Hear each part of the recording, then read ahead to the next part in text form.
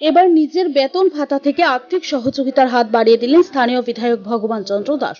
উল্লেখ্য, গত 28শে জুন কুমারঘাটে উল্টো রথযাত্রায় ঘটে মর্মান্তিক দুর্ঘটনা। আনন্দের উৎসব নিমিষে পরিণত হলো বিষাদে। আনন্দের উৎসব মুহূর্তে পরিণত হলো দুঃখে। উল্টো রথযাত্রায় সামিল হয়ে মর্মান্তিক দুর্ঘটনায় প্রাণ গেল 7 জনের। ঘটনাটি ঘটেছিল আসাম আগরতলা জাতীয় সড়কের ব্লক চৌমুহনী।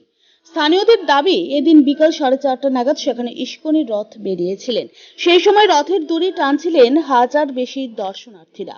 ব্লক চৌমুহনী আসতে বিদ্যুতের উচ্চ ক্ষমতাশীল তার লেগে যায় রথের চূড়ায়, আর তাতেই ঘটে মারাত্মক বিপদ।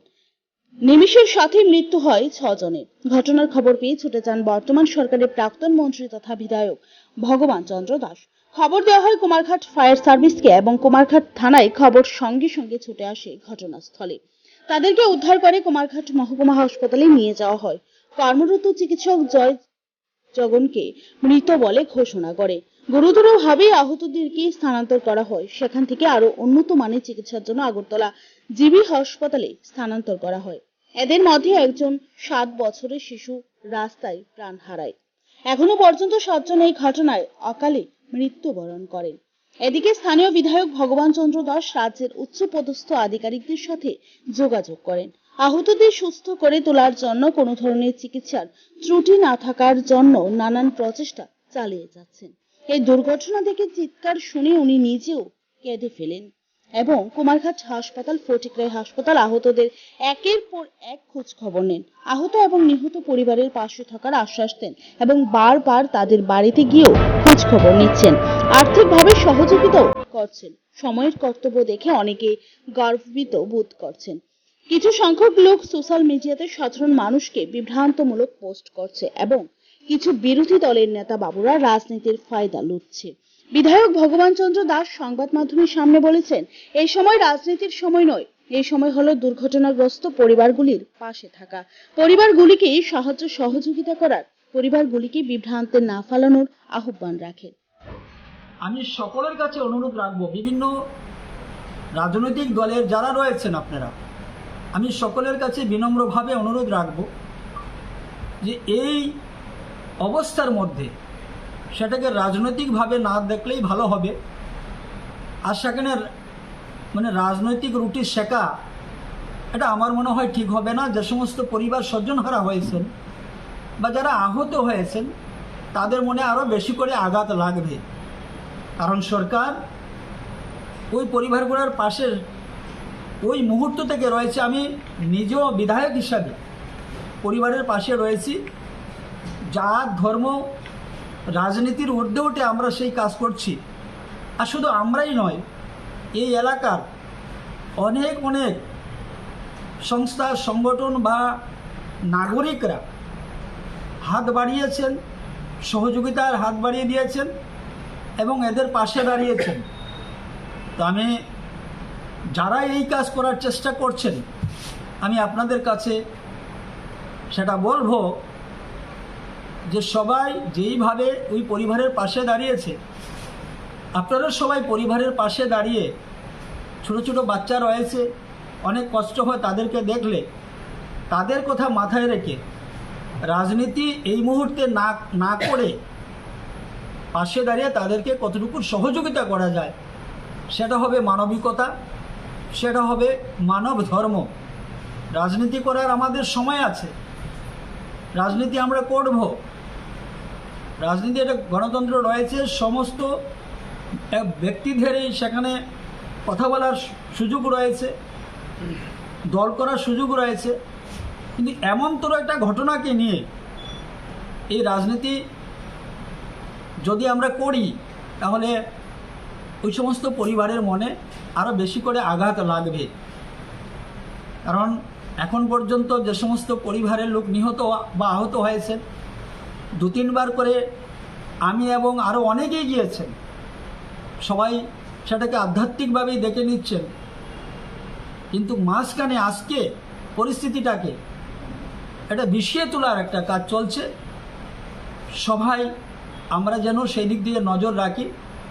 আর যারাই সেটা করার চেষ্টা করছেন, আমি ওনাদের প্রতি আবেদন রাখছি, এই মুহূর্তে আমরা এগুলো না করে পরিবারের পাশে দাঁড়িয়ে আমরা কীভাবে পরিবারটাকে সান্ত্বনা দিতে পারি সেটা যেন আমরা সবাই করি। তো আমি আজকে এই বিষয়ের জন্যই এখানে আপনাদেরকে আমন্ত্রণ জানিয়েছি।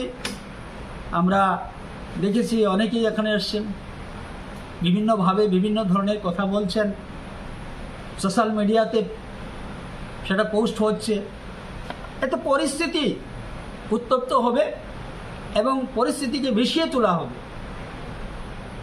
সুতরাং চলুন সবাই মিলে এই পরিবার পাশে আমরা দাঁড়াই এবং তাদেরকে আমরা সান্ত্বনা দিই, সমবেদনা আমরা জানাই। মোমবাতি জ্বালানি এগুলা করা যেগুলা হচ্ছে ঠিক আছে, কিন্তু সবথেকে বড় বিষয় এই যে ছোটো ছোটো বাচ্চা রয়েছে, অসহায় পরিবারগুলো রয়েছে, তাদেরকে সান্ত্বনা দেওয়া, সেটা হচ্ছে বড় বিষয়। রাজনীতির সময় আছে, করতে পারবেন আপনারা। বাকি আমার যেটুকু ঘোষণা ছিল, আমি অত্যন্ত মর্মাহত, আমি অত্যন্ত ব্যথিত।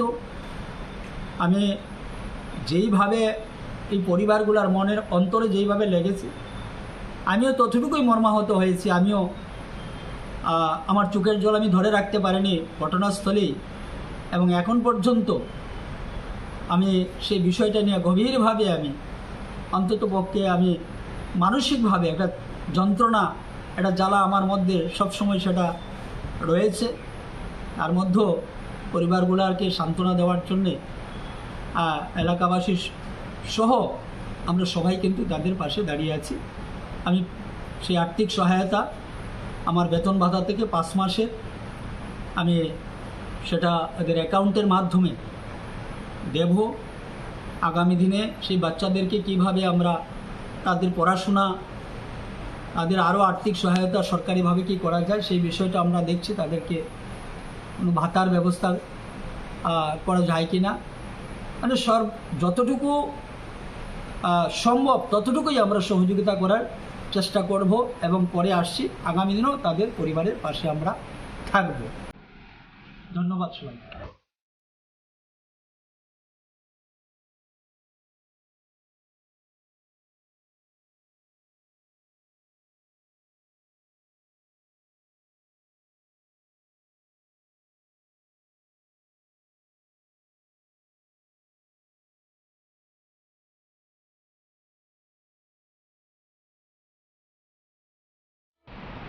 আমি ব্যক্তিগতভাবে এই এলাকার বিধায়ক হিসাবে যে সমস্ত পরিবারের নিহত হয়েছে, আমার যে বেতন ভাতা যেটা রয়েছে, আমি 5 মাসের বেতন ভাতা আমি আমার নিজের জন্য নেব না। আমি ওই যারা নিহত হয়েছেন ওই সমস্ত পরিবারকে 50,000 টাকা করে আমি দেব নিহত পরিবারের মধ্যে। সেটা বেতন ভাতা থেকে আমার, যেটা আমি বিধায়ক হিসেবে যেটা আমার স্যালারি রয়েছে সেখান থেকে।